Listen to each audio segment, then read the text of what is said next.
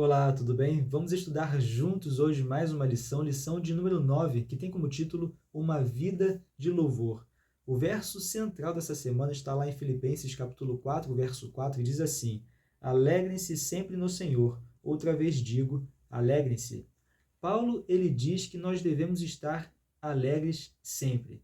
Interessante que a alegria, o louvor que expressamos a Deus, assim como a fé que nós abordamos na lição anterior, não devem estar fundamentadas em circunstâncias. Por mais paradoxal que pareça, nós precisamos estar alegres e louvando ao nosso Deus, mesmo em momentos tristes, mesmo nos momentos difíceis, nos momentos de provações. Não devemos louvar a Deus apenas porque nos sentimos bem. A causa do nosso louvor não deve ser o fato de estarmos nos sentindo bem. Nós precisamos entender que a causa do nosso louvor deve ser a verdade de quem Deus é e as promessas que Ele faz na nossa vida e cumpre. Essas devem ser as causas do nosso louvor e da nossa alegria. Não podemos fundamentá-las nos momentos bons, nas circunstâncias. E aí vamos então entender que o verdadeiro louvor, a verdadeira alegria, elas são o reflexo de um verdadeiro e profundo relacionamento com Deus. E aí então nós, apesar de momentos tristes e difíceis, nós vamos estar em constante adoração e louvando ao nosso Deus. Vamos aqui analisar alguns momentos na Bíblia de pessoas que, apesar de momentos bem difíceis, louvaram a Deus. Vamos analisar esses momentos. O primeiro deles está lá em Josué capítulo 6, onde, no contexto geral, é o momento em que o povo de Israel está prestes a herdar a terra prometida. E Deus conduz esse povo, né? Na verdade, parece que Deus encurrala esse povo diante de uma cidade extremamente fortificada, com altos muros, onde esse povo, né, o olhar humano, eles acreditavam certamente num primeiro momento que essas fortalezas eram impenetráveis. E aí Deus orienta esse povo a fazer o seguinte, está lá em Josué capítulo 6, verso 3 ao verso 5. Veja as orientações que Deus deu a esse povo. Vós, pois, todos os homens de guerra, rodeareis a cidade, cercando-a uma vez. Assim fareis por 6 dias. 7 sacerdotes levarão 7 trombetas de chifre de carneiro adiante da arca. No 7º dia, rodeareis a cidade 7 vezes, e os sacerdotes tocarão as trombetas. E será que, tocando-se longamente a trombeta de chifre de carneiro, ouvindo vós o sonido dela, todo o povo gritará com grande grita. O muro da cidade cairá abaixo, e o povo subirá nele, cada qual em frente de si. Perceba que o povo foi orientado no primeiro momento a rodear essa cidade ali por 6 dias seguidos. E é interessante que certamente nesse momento, nesses dias, o povo ele não teve dúvida de que seria incapaz de penetrar essa cidade sozinho. Eles entenderam que a cidade era extremamente fortificada, eles não teriam forças sozinhos para derrubar esse muro. E aí, no 7º dia, né, o povo certamente com essa consciência de que não poderiam, de forma alguma, derrubar esse muro sozinhos, eles então, ali, seguindo a orientação de Deus, rodeiam essa cidade 7 vezes e gritam, né, ali sendo conduzidos por instrumentos, né, com trombetas de chifres de carneiro. Eles gritam bem alto, um grito que a lição aborda, né, como um grito de louvor. E aí, então, os muros dessa cidade caem.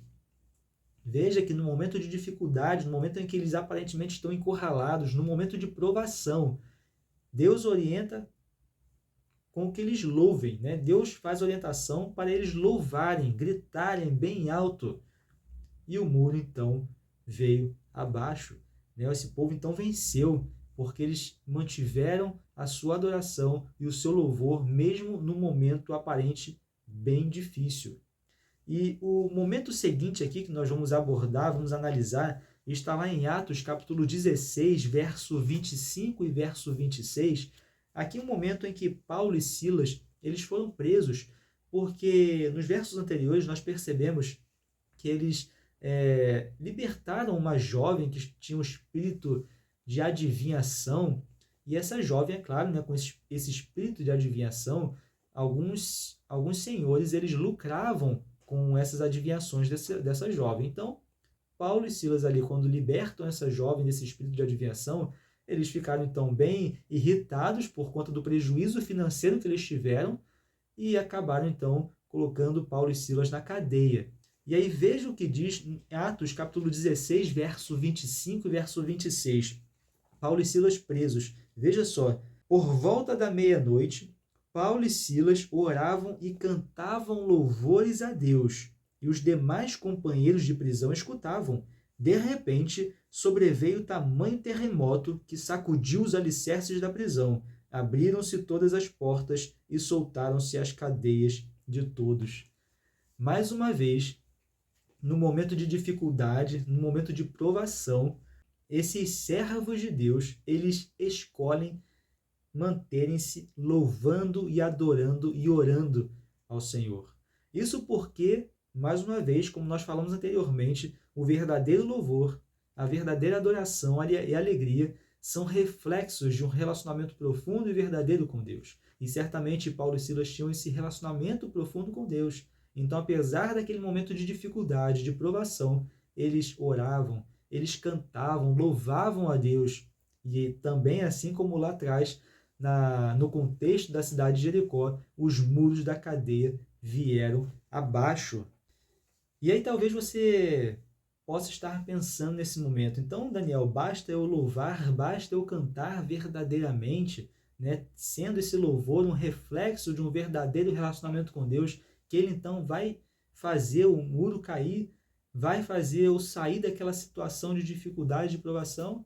Bem, é claro que Deus tem o poder de derrubar todos os muros, todas as barreiras que estiverem ao nosso redor. Ele tem esse poder. Mas precisamos confiar que ele vai fazer tudo conforme a vontade dele.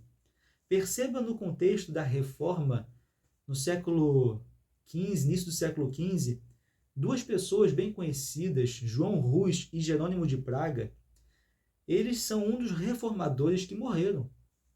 Reformadores que morreram na fogueira por conta da pregação da verdade contida na palavra de Deus.